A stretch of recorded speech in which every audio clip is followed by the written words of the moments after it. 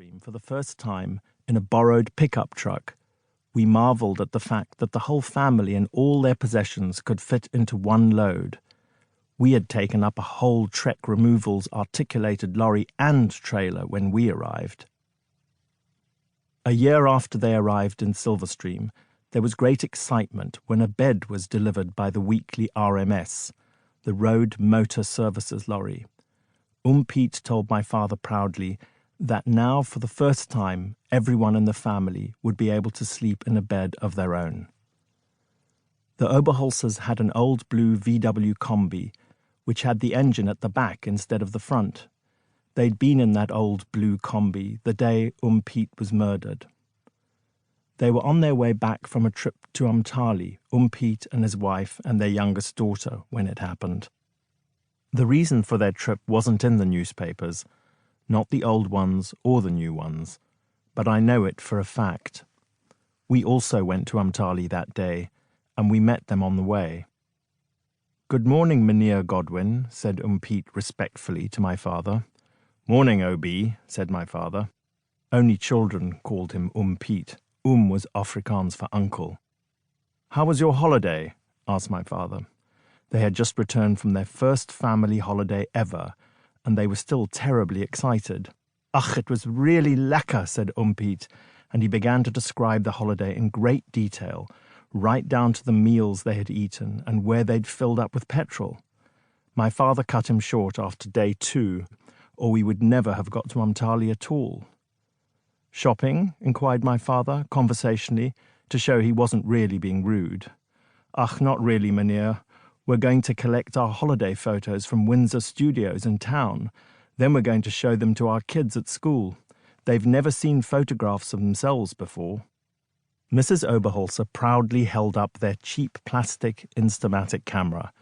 "It's amazing," she said in wonder. "You don't have to focus it or anything. You just point it and press this little red button here. Even I can use it." She laughed in a self-deprecating way, and suddenly she lifted the little camera and took a picture of my father and Pete leaning against our car. Much later, she sent us that photo of Pete and my father looking startled. Her note said it was the last picture of Pete alive. In spite of the camera manufacturer's boast, the picture is slightly out of focus.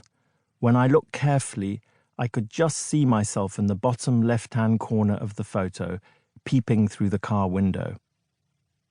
The journey from our house at Silverstream to Umtali, which was the capital of the whole of Manicaland, was about 100 miles long, and it took more than 3 hours because the road was winding and steep in many places. In those days, we still had the old white Austin Westminster, the one that Dad reversed over Bingo the dog and killed him when we were setting off to Melceta Church for a wedding. But he hadn't done that yet, and Bingo was still alive. On the day Pete was murdered, we also met Sir Hugo on our way to Umtali, where the road goes through his farm just below Skyline Junction. He was burning some fields with his farm boys on the roadside. Sir Hugo Seabright, I was told, was something called an old Etonian, though he didn't seem that old even to me.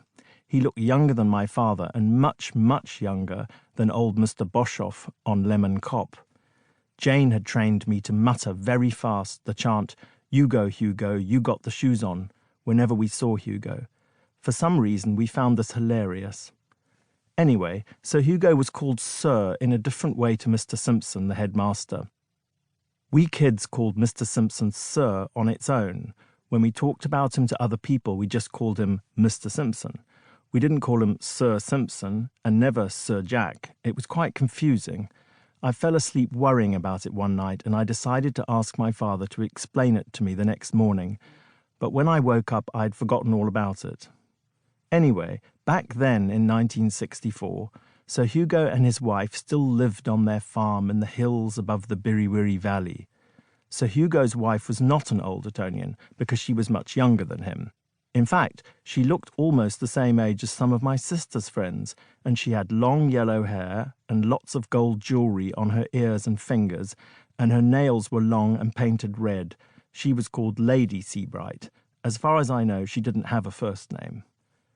Sir Hugo leant in at the car window with his signet ring clank.